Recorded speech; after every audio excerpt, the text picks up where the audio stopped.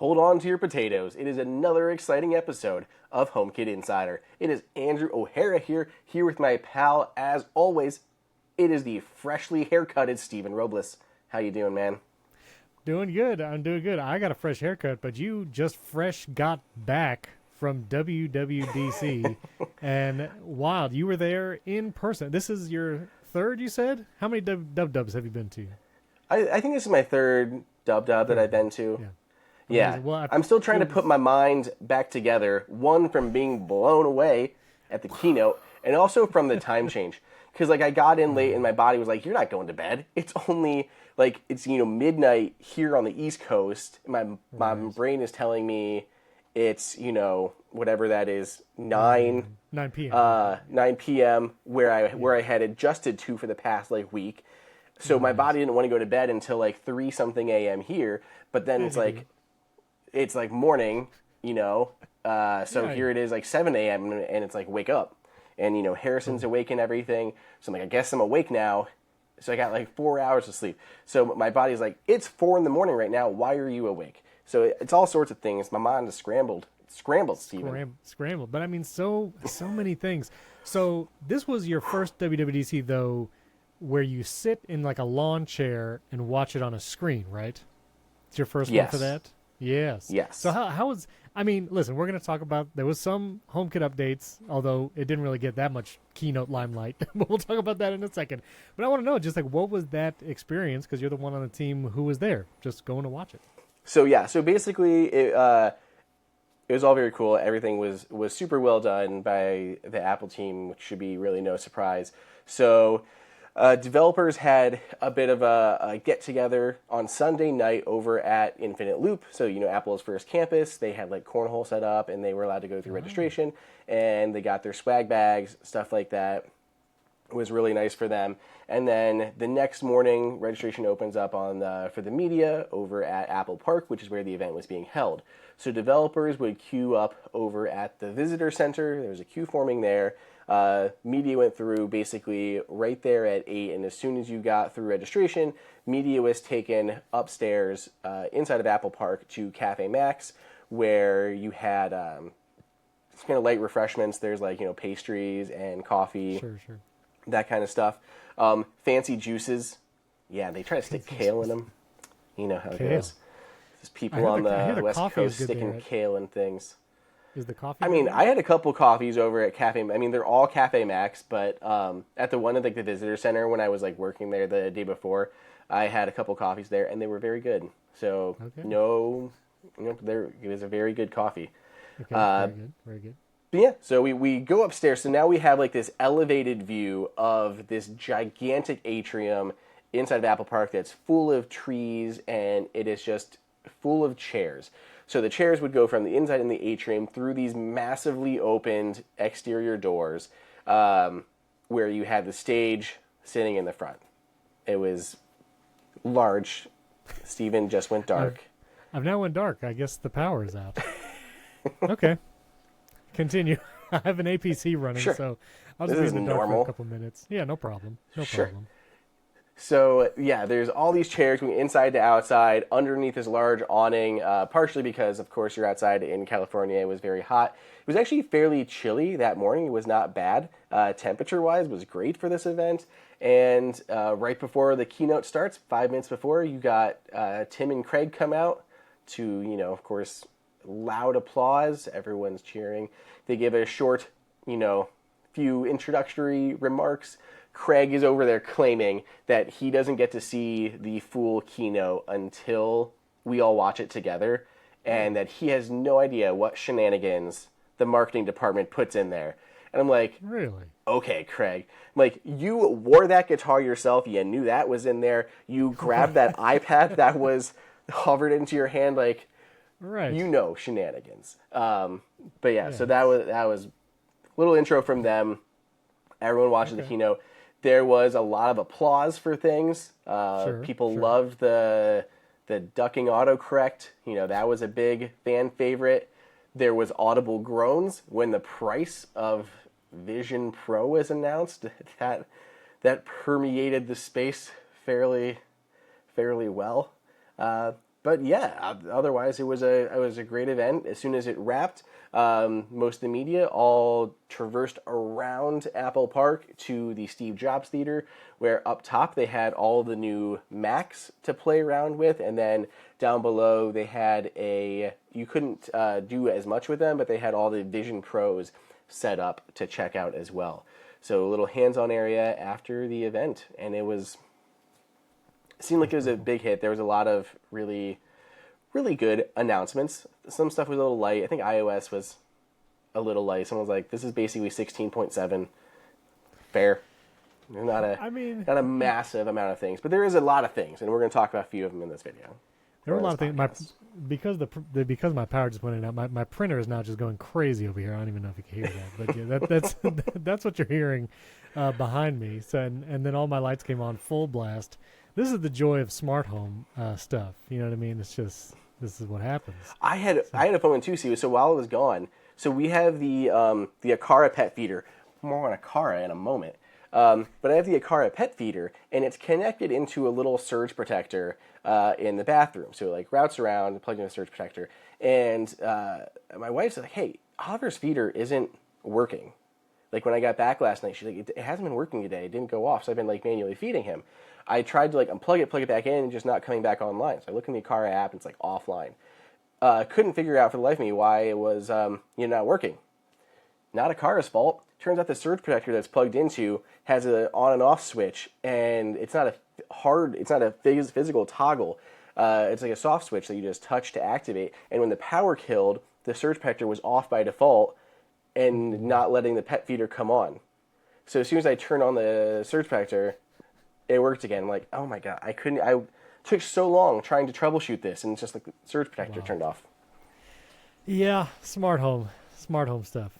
Anyway, so let's talk about smart home stuff. So there's some obviously big announcements, but just one quick piece of news before we actually get into iOS 17 and updates to home and stuff. The Aqara U100 lock with home key is now officially official. This has been a long time coming. Andrew is holding up the box. I will hold up the physical lock right here. This is it, the Aqara U100. It is home key enabled. So this is one of the 3 home key locks I think we have. We have the Schlage Encode, yep. Level Lock, Touch Plus, and now we have the Aqara U100. It has a built-in numeric keypad. It has a thumbprint, and then of course home key to unlock it as well. It is $190 on Amazon, so definitely undercuts, I believe, both Schlage and Level Lock. So to become the most inexpensive home key lock available, plus with like the touchpad built in, because with Level Lock that's like a separate deal and all that. So obviously Andrew's is still in the box. Mine is in my hand. No, so mine's installed. I just got the box. Installed. Mine's installed. Yeah. Oh. Okay. Yeah. So I've been playing around with it. Oh well, we can come back and do a full review. But do you have any first early impressions you'd like to share? Or you want to wait? It's a really neat lock. Like they did a really great job here. Pretty sleek. I'm trying to remember. It's been kind of a hot second, Steven. So maybe you can add to this. I remember there being something funky about like the battery replacement and stuff. Like, isn't there like a little spudger thing that you gotta like use? Well, there's the USB-C port on the bottom over here. Okay. And then obviously I've not had a chance to install mine, so I'm unsure. Maybe we should wait. Let's wait. We're gonna come back to this. I was planning on having like a full review done for the launch, and just between Dub and everything else, I did not get around to it by the time that they confirmed when the embargo time was. So I wish I would have had a full thing going on. As far as actually using it, it's super easy, super nice. I love that the keypad is integrated in there. You got fingerprint sensing built in there, so that you have a lot of different options here. Plus, you have home key, and home key is really nice. I'm still getting really annoyed about the lack of home key sharing, though. That was promised updates ago in 16.2 or 16.3. That was promised. Apple confirmed it was coming, and then it never arrived. And now here we are, Steven, on 17, and there's still no home key sharing. So I don't understand. It's got to be coming, because you need that as a feature. And we have other improvements, that we're going to talk about for locks and just no home key sharing. So I don't know what the holdup is, but I hope it gets solved soon. Same, and I would like to use HomeKey. This will be my first HomeKey lock because I did not have the level or the Schlage, and so excited to try it. We'll come back with a more in-depth review, but it's on Amazon right now. You can get it, $190, and there was a sale. We would mention it, but the sale's already over by the time you listen to this episode because Aqara is infamous for like one-day sales that go live the day we record, but then they're over by the time this episode airs. So I think we would have to do like a live broadcast show in order for Aqara sales to actually matter to our viewers. So, all right, let's talk about iOS 17 because we did get some home-specific updates. I think one of the biggest, home widgets, first-party widgets from Apple, interactive widgets also. So on your iPhone, on your iPad, and also on standby, which we'll get to later, you can now have HomeKit widgets. You can set scenes. You can have the widget show recommended devices and scenes, so you can kind of let it auto-update and try to anticipate what you want. Kind of like what you would see in Control Center that get recommended based on stuff. Those will show as your recommended accessories inside of this home widget. Correct. And then, or you can specify exact scenes and devices you want for those widgets. And of course, you can add multiple widgets. So you could, per se, have a huge iPad, 12.9-inch iPad, with just HomeKit widgets all over the place, multiple screens of HomeKit widgets. You could just have the whole thing. And so this does kind of, I don't know if it sure locks some of the apps that have offered HomeKit widgets because those other apps do offer other functionality. But we now finally have those first-party widgets, and they work good. They work really well. Well, I will say, since we have interactive widgets are a thing now, like I assume that means we're getting third-party interactive widgets, right? I did hear there was an API where developers will be able to do that, but I'll stick this in here. Aaron Pearce, who makes a lot of the great apps we've mentioned before, like HomePass and HomeCam, use those all the time. Great home apps.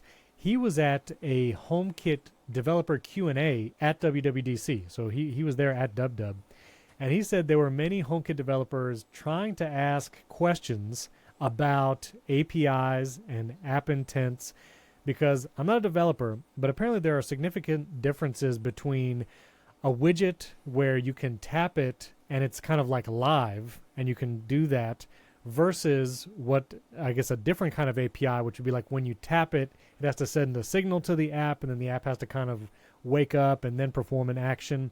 And he was trying to, I think, understand what will developers of HomeKit apps really have access to when it comes to HomeKit devices.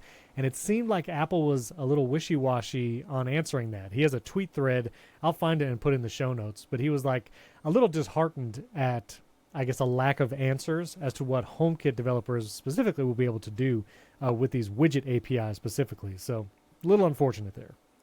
Yeah, I was following along with, they were doing like a Slack Q&A for a couple hours, and there was like 2 questions being asked. So it was very sparse in there, but they did have like the live sessions also going that you could tune into. So there wasn't a ton that I got to super play around with. Or super get to hear while I was there. Nice. There's what the home widget looks like if you're watching at youtube.com/HomeKit Insider. You have up to 8 devices in this like 2 icon size widget. And of course, there's 2 different size widgets. You have this one, and then you have kind of the 1 icon space, at least on iPad widget, which you can do 4. And what's cool is, if you do this size widget, if you only had 2 devices, it'll just do 2 huge buttons, or 2, for scenes. You could just have 2 huge scenes. So if you just want massive touch targets because you want to make sure you hit the right thing, you can do that. You can have huge buttons that control your home. So there you go. It's kind of cool. That's cool. And then my Apple TV is literally updating as we speak. So I don't want to... before we do that, I had a couple other minor HomeKit changes that we can mention. So first, there's been a change to the sliders. Steve, if you want to pull your iPad back up again and find a light, now there is a refreshed interface when adjusting lights inside of the Home app. Not super drastic by any means, but just a new UI there for turning lights on and off and changing the colors. You can see how that looks there. Well, Yep. So That's just a cool. little bit different than what it was before. I also saw we're getting into the weeds in terms of developer stuff, but Apple has removed the Mhm. non-commercial version of the HomeKit accessory protocol spec.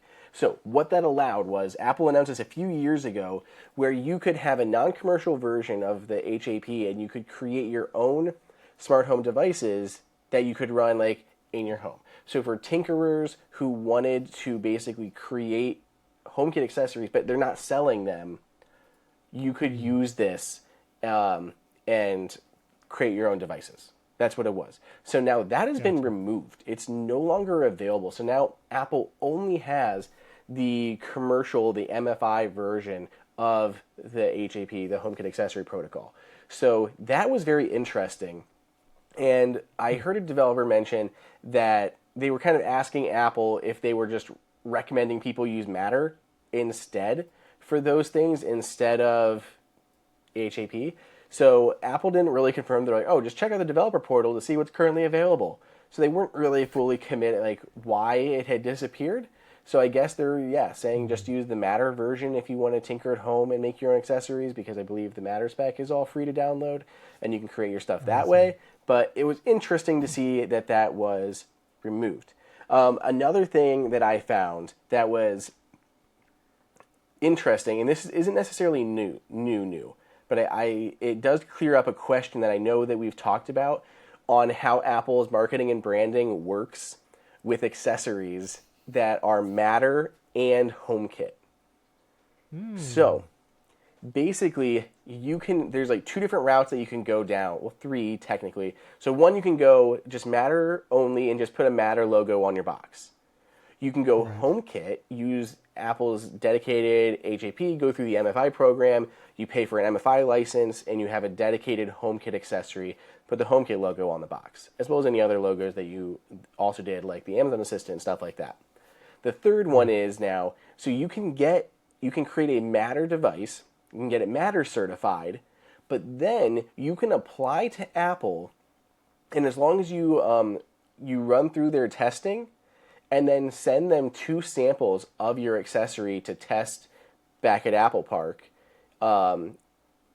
If you send that in and they verify the results, you can get an MFI, the made for home kit, works with Apple Home logo for the box without being part of the MFI program, if Okay. that makes sense. So you Huh. can Yeah. Yeah. basically, it's allowing people who create Matter accessories to still put the Works with Apple Home logo on the box without going through the entire dedicated MFI HomeKit process.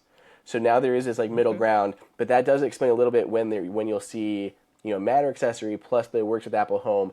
That product is still being sent to Apple and being tested to get that Works with Apple Home logo on there, but it isn't going to cost developers any extra money to get that on there other than the cost of like postage and the couple of samples they have to send to Apple to test. Gotcha. Okay. Well, that's cool. That should be slightly more convenient for device makers. Fun. All right, well, we have a ton of other stuff too I want to get to, but we got two sponsors to thank today. And I want to thank our first one. You've heard them before. Andrew and I both love them. HelloFresh. HelloFresh. HelloFresh. It's America's number one meal kit. They send you farm fresh, pre-portioned ingredients and seasonal recipes. They deliver it right to your doorstep so you can skip trips to the grocery store and count on HelloFresh for making cooking at home easy. I know not only do I love not grocery shopping, and so just have it shipped to your house is amazing, but I don't know about you, Andrew, but I feel like sometimes you get in a little bit of a recipe rut, if you know what I mean, if you like that a little alliteration. You do the same recipes over and over again. We have a big family, and so we kind of go back to our staples, and it's nice to get some new ideas, and that's one of my favorite things about HelloFresh that comes with these beautiful recipe cards and things we've not tried before or done before. Recently, we did this taco recipe, and the kids actually got involved, and we all made it, and it was great. And you've tried HelloFresh before too, as well, right? Yeah, absolutely. And I would say I'm fairly, competent in a kitchen, and I just love being able to experiment with different recipes and not buying a bunch of different random ingredients. Like I'll find this really cool recipe that I want to do, and it's like use 1 tablespoon of this really expensive thing that only comes in a pint. And I'm like, wow, that's great. So Right. then I have to like worry about like substituting it, and I'm like, okay, now I feel like I half made this dish because I didn't want to spend $6 on, thing of creme fraiche or whatever it is that I needed. And you just have these like pre-portioned little pieces that come with this, like even like something basic that I never have, Steven, is like cooking wine, like red wine vinegar, or these little pieces that I always need to like deglaze a pan or something. I never have them handy. And HelloFresh takes care of all of that, and it's really nice. And like you said, you mix up your recipes. You're not making the same stuff every time. And then we save all the cards that we love, like our favorite recipes. We save in like a little binder, and then we can come back to them and make them again and again, even when we're not using like HelloFresh. So I think it's got a lot of value to it. It's a really fun service to do. That's awesome. Figuring out what's for dinner shouldn't be at the top of everyone's summer activity wish list. You want to do other stuff. You want to do fun stuff. So HelloFresh delivers mouth-watering, chef-crafted recipes with fresh ingredients to your door so you can spend your summer doing whatever you want. And I didn't know about this. This is pretty cool. HelloFresh makes entertaining easy with a selection of crowd-pleasing eats like bratwurst bar with caramelized onions. I'd be about that. Dijonnaise slaw and pineapple relish, and snack board with pretzel bites, spiced bar nuts, and hot honey peach jam. Sounds amazing. I want to throw a party with that. That's pretty cool. I want some hot honey peach jam for sure. I know. Oh, my goodness. So listen, here's what you do. You go to HelloFresh.com/HomeKit16, and you can use the promo code HomeKit16 for 16 free meals plus free shipping. That's HelloFresh.com/HomeKit16. Use the promo code HomeKit16, and we will put that link in the show notes as well. And that's HelloFresh, America's #1 meal kit. Promo code HomeKit16. Thanks, HelloFresh. HelloFresh. Okay, let me pull up my other notes here. Oh, I was very excited. My Apple TV is almost done updating, so we can get to that in a second. Oh, good. I did this before. I literally started the developer update for my Apple TV like days ago, and I just left it alone because I thought it would just do it, and it didn't. So anyway, it's about to finish. I see the progress bar. But a couple other exciting little HomeKit things didn't make it in the keynote, but Find My items, you'll actually be able to finally share Find My items with trusted contacts. So if you have an AirTag, or let's say you have a Chipolo card, or like an e-bike with Find My integration, you'll actually be able to share those items with your family members or other trusted contacts and invite them, and you can both see it. And this is really helpful because I got a bunch of AirTags for the kids, like backpacks and stuff. But it's annoying because whoever sets it up is the only one that can see the location of the backpack. And so it was like, who do I set this up? So, cause who's going to need access to it, And that won't be the case anymore with iOS 17. You'll be able to share those items, like whether it's kids' items or just shared items, with other people. And so 2 thumbs up. I was glad to see that. Yeah. Not only is this going to be convenient, because like you said, there are things like the Apple TV remote. We actually have an AirTag on, and it's like, okay, well, if I'm not here, Faith can't find it. Or if I prepared it for her, then I couldn't find it. Now, first off, in tvOS 17, you can use Find My with your Apple TV remote. So that's huge that they've enabled that. But wait, before you go on from that, though, real quick, was that like there was like a hidden U1 chip in the remote, or are they just doing like Bluetooth? Just Bluetooth proximity. So it's like it's close to you, you can get close to it. As far as I know, I don't believe there's a hidden U1 in there. And there's no speaker on it either, so. Right, still can't make a sound. Okay. Yeah. So super glad that they added that. That's fantastic. But yeah, those shared items are going to be really crucial because it was just dumb, really, before when you had like a household item that you couldn't share with somebody else. But then, I don't know if this happened to you all the time, Steven, because it happens to me. You and your, with your partner, you're going out for the day, you're hopping around some bars or something, and then on both of our phones, an item has been traveling with you. Oh, yeah. And it's like, yeah, it's my wife, and she's right here. Like, because it's like her keys or her wallet, and then she's getting the same notification because it's my wallet. And it's like, we know it, and then it keeps like popping up. And I think it actually starts playing noise because it's following you, right? So it'll start doing that thing where it's following you, so it just intermittently will play a noise to help you find it. So like my wallet is like chirping in my pocket because Faith happens to be with me all day as we've been wandering around, and they think that I'm tracking her with my wallet. So that's going to be a thing of the past with iOS 17, and super happy about it. That'd be great. Yeah. Yes. So excited for that. And then also home activity. And so once you update to iOS 17, things like garage doors, door locks, like the Aqara U100 or the level lock, you'll actually be able to see who has unlocked or opened those specific devices. And you'll be able to see that history, that activity history, which is really cool because, if you were sharing like a home key, I guess, which may or may, like you can, I guess. It's not really working yet. But if you could kind of see sometimes like so-and-so just opened the door. And with facial recognition on like video doorbell cameras, you could see so-and-so is at the door. But now with this home activity, if they, use their device or use Siri to open the garage or to unlock the door, then you'll be able to go in and look at the history. And this is really cool because sometimes I will have, which I'm curious, I don't know how it will work with, well, I guess it won't work with contact sensors because one of the things I do is I have a contact sensor on the mini fridge outside on the patio. Because if the kids go in there to get something, sometimes they'll leave it open, and I get a little notification from the Aqara app saying mini fridge was left open. But that's not going to tell me who left it open. That's just going to tell me it was open because they're not doing any, they're not controlling the contact sensor. Although that would be nice. I don't know how they could work it out, but it'd be cool if I could see so-and-so left the fridge open. But that's not the case. But you'll be able to see so-and-so open the garage and close the garage and open the door, close the door, like door locks. And that's a nice addition.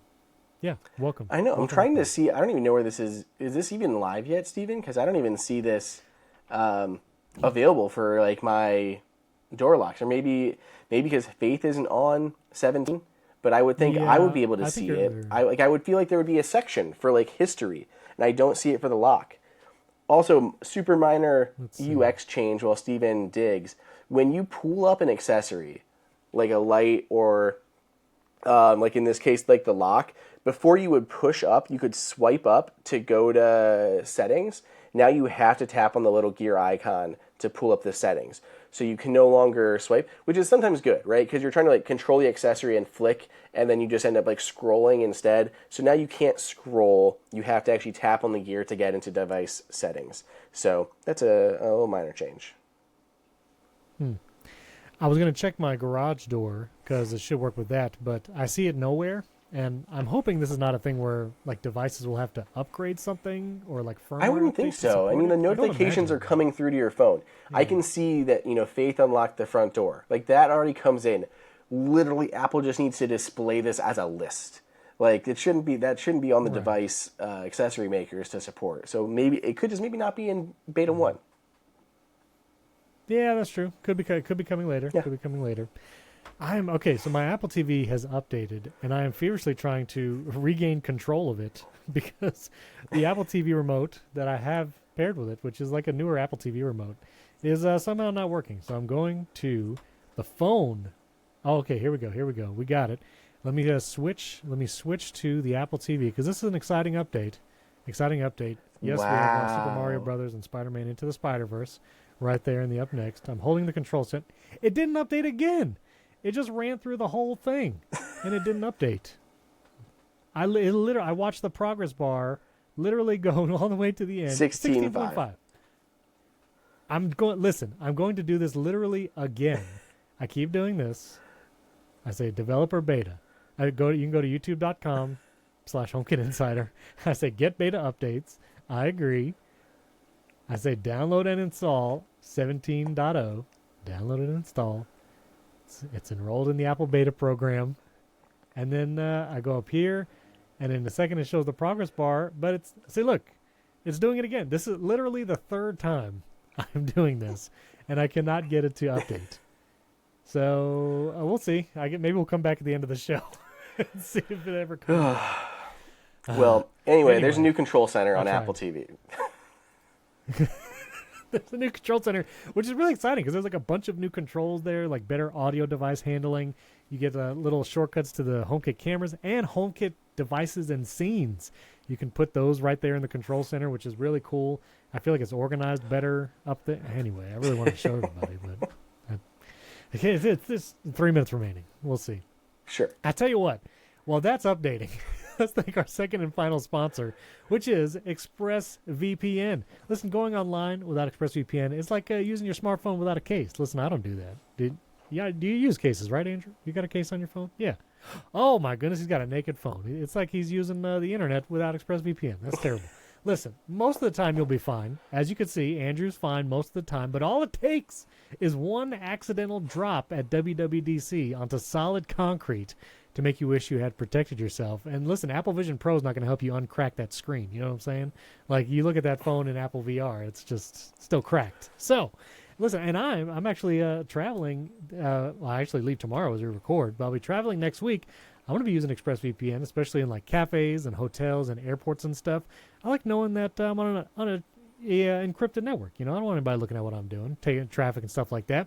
So listen, protect yourself with the VPN. ExpressVPN uses an encrypted tunnel, creates a secure encrypted tunnel between your device and the internet so hackers can't steal your sensitive data. It's super secure and it's easy to use. ExpressVPN, you just open the app, you press one button, and it's connected, and it works all on your device, your iPhone, your iPad, your MacBook, and you can stay secure on the go. And so I'll be using it. You should try it out. Also, you know, we talked about it before. If you want to stream stuff from, let's say, UK Netflix or other places, you try it. You know, I'm just saying, it might work. So anyway, secure your online data today by visiting expressvpn.com/HKI. That's expressvpn.com/HKI. And you get an extra 3 months for free when you sign up. expressvpn.com/HKI. Thanks, ExpressVPN. All right, it's still updating. It says 1 minute remaining. Sure. And so tell me, Andrew, sure. You had a whole video on Standby, another new feature, which also includes HomeKit stuff. Tell me about it. Steven, this is maybe my favorite feature in iOS 17. That's how cool this thing is.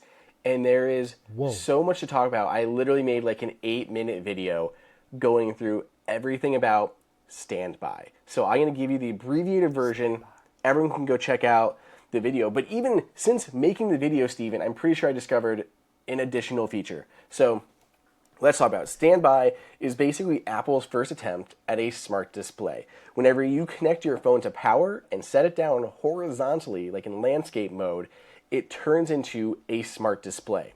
Now, it works over Lightning as well as MagSafe, but it works even better with MagSafe because it's actually able to recognize different MagSafe chargers, and it'll know the difference based on where you are, and will display the correct stuff on the screen.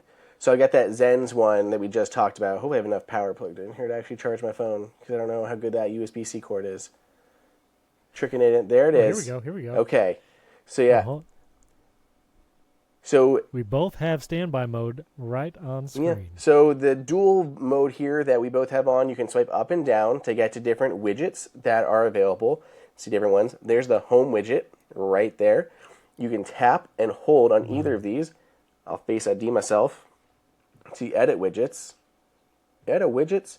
Tap the plus button to add new ones, and you can turn off Smart Rotate and widget suggestions. But basically, it's like a smart stack, so it can automatically rotate for you based on what it thinks that you're going to need. Right now, all of Apple's widgets are available, including Home. Some are not optimized yet, things like Sleep, Game Center, and Activity, but the rest of these all are on here. So we can go back out of that. Aside from this dual widget view, you can swipe to the side. Here's a photo view, so you can display like photos. It has like your featured photos. One more are full screen clocks, and you can swipe up and down to get to different clock modes that you can display. And I can see Apple updating this like every year with like new faces for standby. Yeah, like watch faces. So a couple cool extra features. When it gets dark in the room, so if I try to cover up the sensor, maybe if it'll do it, if I can trick it, it'll go into, nope.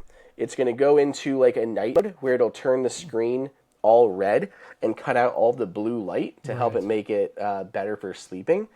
There's support for live activity. So if you have a live activity going, it'll actually take over the whole screen for you. So I have examples of this in the video.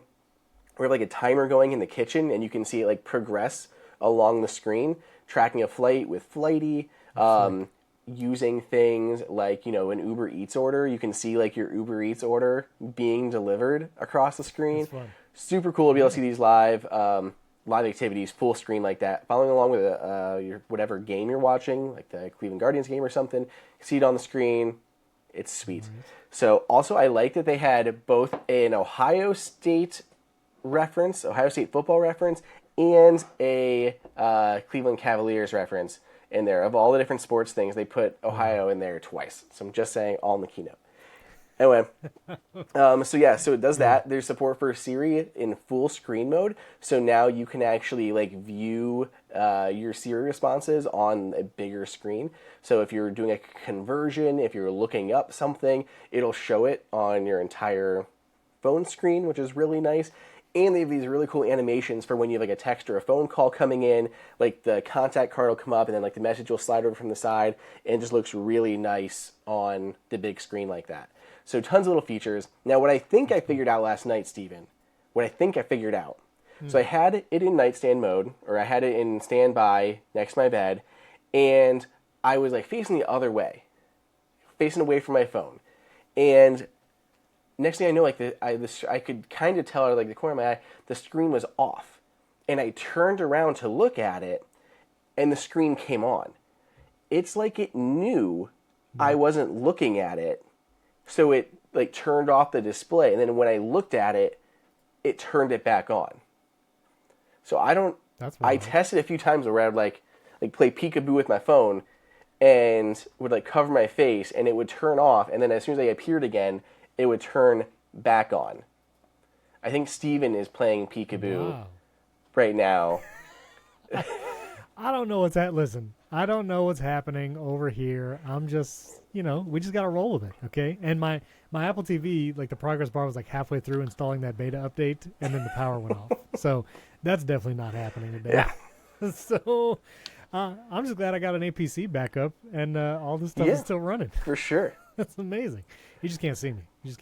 But okay. So that's standby. It's so robust. I mean, with the support for all those widgets, there are going to be third-party widgets there too. You have widgets. You have all these different display versions of it. You have photo support. You have Siri support. You have live activity support. You have all these things baked in. You have nighttime mode with the red light on there. This is robust. They could have literally just put it you put it sideways and it turns into nightstand mode like the Apple Watch and shows just the time in your alarm. They could have done it like that. But instead they added so much stuff to it. Right. It feels like they put a lot of work into this. I think they did a really good job. It would almost be nice if hold on, I'm going to use my iPhone flashlight as my key light here. Look at that. Look at that. It'd be nice if there was a device you can put in your kitchen that just had a standby display on all the time. I feel like that would be an ideal thing. Yeah, sure would, Steven. Sure would. Just saying. This isn't a half bad look. You know what I mean? I mean, obviously. Are you recording from your parents' basement right now? Do other people know you're in the house? Are you in a stranger's house, just under their deck? I need to be rescued. No, I don't want YouTube to think something bad is happening and then take this video down because it's this video looks like a hostage situation. So we're not going to do that. But anyway, no, I love standby mode. I know I tried filming it, and it is very aggressive in turning standby mode off when you put your phone flat. If you go past a certain axis with that phone towards flat, it's just nope, no more standby. I guess you don't want to see standby mode anymore. It's I don't know why you couldn't just leave standby mode on. Enable it once it's vertical orientation as opposed to laying flat, but then just keep it on. I don't know why you're so aggressive on turning it off. I don't know. I guess they want it so when you pick up the phone, it disables. I don't know. I think they did a cool job. I don't even know if I actually fully got this thought out of my head. But with identifying different MagSafe chargers, it'll automatically save those preferences, and as you move, it'll pull up whatever you had basically configured it as. So you can configure one version of standby mode for your desk, one version for your kitchen, one version for your bedroom, and every time you place it on those chargers, it knows where it is based on that MagSafe charger and can show a different interface. So I think that's really cool. Gotcha. That is very cool. All right. Did you have something else on live activities? Yeah, this is just really, I have not, this is, actually I'm pretty sure United updated their app while I was traveling because it didn't work on the way out. But on the way home, live activities was supported on the United app. And this is the best thing that I've ever had for traveling, Steven. So first off, like I looked at like whatever time before the flight, like an hour before the flight, I was just checking the United app to make sure everything was like, on the up and up. And all of a sudden it added a live activity. And it showed like your inbound plane is in the air, scheduled to land at like this time. And it showed that on the live activity.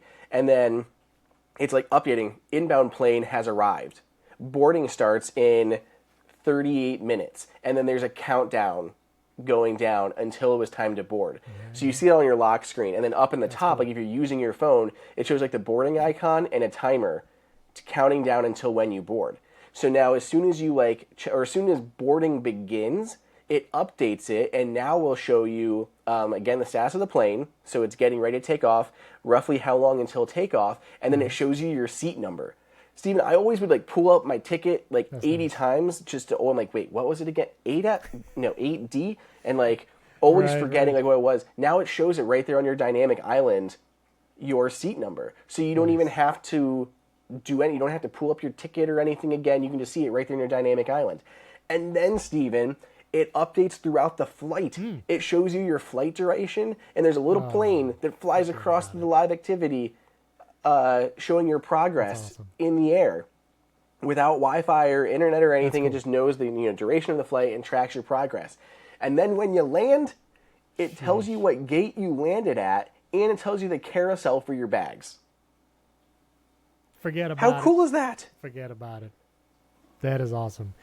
I'll be honest, I mean, I use Flighty a few times, and that Flighty is really awesome when it comes to live activities, but it doesn't do even that much granular information. Like, it does a ton of information, but I don't know if it tells you, like, your baggage carousel number. So that's pretty sweet. Yeah. That's pretty sweet.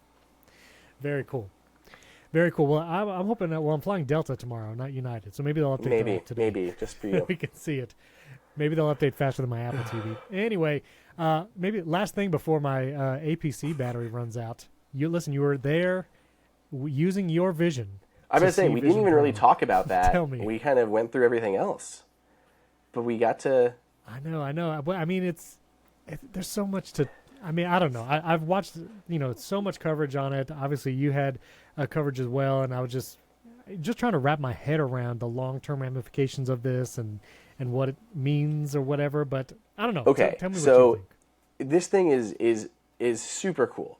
Like, obviously there's the price tag that people are not like, either it's ridiculously high, ridiculously low, all sorts of things that are out there. Like, there's no competition like this out there, but also saying that Apple's done nothing really new. There's a huge spectrum of thoughts on the price and the device and things compared to the wider market. But if we're just focusing on the product itself, this is one of the most immaculately designed products that I have seen from Apple. Like, the thing is, in real life, it is gorgeous. Like, the precision on everything is intense. Like, that front glass is literally like a curved piece of laminated glass that just is super highly polished and looks like a lens.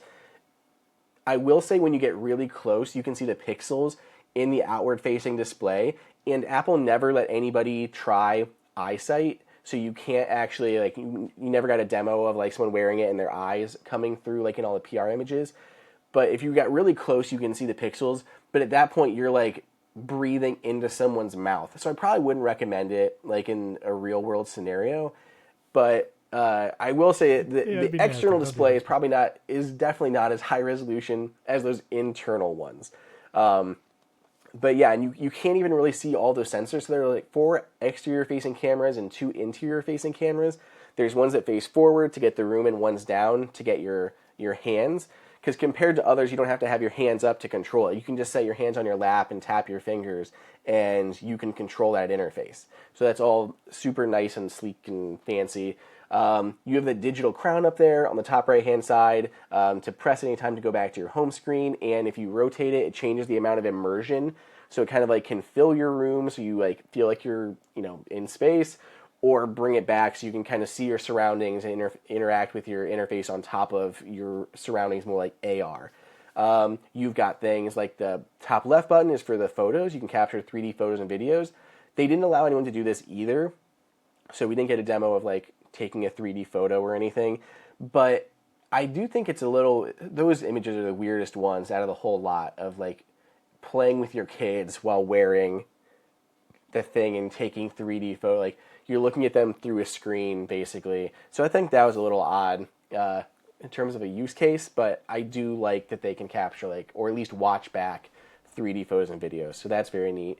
The strap goes on. Which it makes sense that like one day a future iPhone will probably be able to capture 3D. That's what I expect. Video. Is we're going to get a stereoscopic lens at some point on your phone to do that. That's where I think it will lead. So you don't have to do that, but you can look at them in 3D on the Vision Pro. You have the speakers on each side. Those didn't get a lot of like much with those, but they sound, from what I've heard, like they're really, really good sounding speakers compared to like even your AirPods with the spatial audio aspect. The strap goes on magnetically, and it's got these, they pop in and clip, and there's already third-party straps announced for this. So if you don't like Apple's, there are third-party ones that you can opt into instead. There's like a leather one. That was the funniest. Bandwork has like a strap, and I was like, how are you in? This thing is probably a year away. Yeah. How do you even? I don't know. But it looked like, I mean, it was so nice. Like, it's made from like a single piece of like nylon woven together or something. It's just crazy how nice even like the strap is on this guy.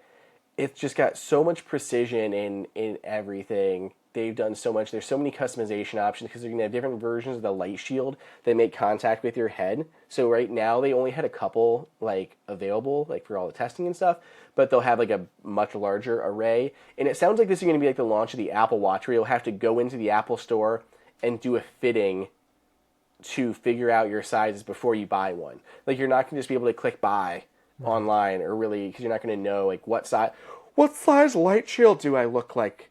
Like, you're not going to know these things. So you're going to go into the Apple store and try it on that way. But they'll have those, and they do have interchangeable lenses. So if you have glasses, you can take off your glasses and use those. Gurman was thinking about $300 is what he imagines for custom lenses.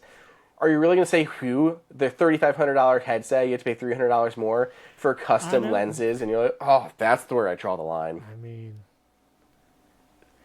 no, I mean, obviously, if you're going to buy it, no, $300 is not that much more. But it also feels like, I understand there probably have to be very specialty lenses because you're obviously fitting in a headset. It's not just like glasses that the lenses can fit in various size frames and can be different shapes or whatever. This has to be very, very specific. So I totally get the cost, but it is wild. Like, this is going to be a $4,000 investment if you have glasses. You know, that's really the cost after tax. And only $3,700 for everyone. Like, it's still not that much of a difference. And honestly, that's basically what a good set of glass lenses cost for glasses. I mean, usually just people get them covered with insurance. But if you go to, even like LensCraft or something, good lenses that they, make for you and your prescription and your frames are going to be a couple $100 easy. Yeah, I mean, I buy Warby Parker. I get them for like $99, but yeah, I get it. I have the Warby Parker ones. Like, I really like Warby Parker. Sponsor us, Warby Parker. But they don't feel as nice as like when I'm getting them through like LensCrafters or VisionWorks or some of the other ones. Like if I'm getting I had a pair of like Oakley glasses, I think, the one time. The lenses felt a lot higher quality, but they were obviously more expensive, and I went through my insurance and everything, so I didn't have to pay much. But you end up with like literally out the door, like the bottom line costs like $500, and yet through Warby Parker, you're getting them for like $100 lenses out the door. Yeah. My wife does have to get the high index because she has a high prescription, and the high index makes the frames like thinner because otherwise they would just be like massive chunks, and those are like $300. So fair enough. But yeah, we saw actually Final Cut. Apple said Final Cut is going to be coming for the Vision Pro at launch. So Andrew, you could do your Final Cut editing in VR. I mean, is that appealing? I mean, I think that the Mac experience sounds really neat. I'm interested in how that's going to... I obviously know how it's going to work. You look at your Mac, and then it's projected around you. I think that's really cool, and I have no reason... I like the standing desk. I like kind of looking around. Like, I want to try it for sure. I mean, we had... Oh, gosh, I already forget his name, but I was just talking about him on Twitter. His experience testing Final Cut, and he said it was amazing, and it just felt so natural to be able to do with pinching and tapping, and I can see that. I mean, you can pair your Magic Keyboard. The only problem is Apple's going to need to have a continuity thing. I assume they will, where you look at your Mac and your keyboard and mouse are still going to work through Vision Pro. Like they said, those will work, but I don't want to repair them to my secondary device. It's got to move. You know what I mean? I mean, universal control, that already works with like iPad kind of. Yeah. So. Yeah. So I just wanted to make sure that works. You just push it up. But the question has always been like, based on what he said, that Final Cut's gonna be available on Vision Pro. Like, is it just going to be an update for the Mac version that allows it to accommodate the touch controls, or is it going to be like a dedicated Vision OS version of Final Cut? And then we get into the world of like, okay, are you going to plug in a dongle into your battery pack? So the cable magnetically attaches to the side, left-hand side, right. And then that cable is permanently attached to this aluminum battery pack. The battery pack then has a USB-C port. So if you're plugging this into the wall, you have to plug your USB-C cable into the battery pack. That's how it like connects. There's, at least as far as we saw, there's no like wall version that connects directly to Vision Pro. You got to go through the battery pack. And then that we're like, okay, does that USB-C port do data? Can I plug in a USB-C hub and then connect like a mic pack or connect a USB-C drive and access, like, can I import my photos directly into Vision Pro through the Photos app?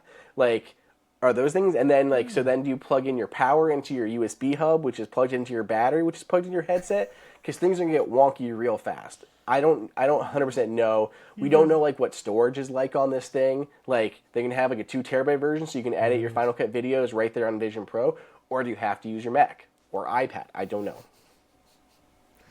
Oh, that's a good, man. These are all good questions, and we're probably not going to get an answer for a year. And I forget who it was, but someone said when the Apple Watch was launched it was announced in September 2014, Apple said it would be available early next year. And early for them meant April 2015. So early next year could mean April 2024, which is 10 months away. So like we could be almost a year away from really, really getting answers to all these questions. So, but I mean, it's wild. It's wild that they did it. Like they announced. They did. They announced the thing. They announced it. They announced the thing. So anyway, let us know what you think, listeners. Any of these home updates for iOS 17 or iPad, or if you have Apple Vision Pro thoughts, love to hear them. You can tweet at us, Mastodon us. All those links are in the show notes. And thanks for sticking with me. My Apple TV is still updating. Sure. Oh, it stopped. It paused the update. Like, I can't even anymore. Forget it. Maybe next time we'll be able to show up Control Center. So, all right, everybody. Cool. Thanks for tuning in. Catch you next time. Catch you next time. Burp.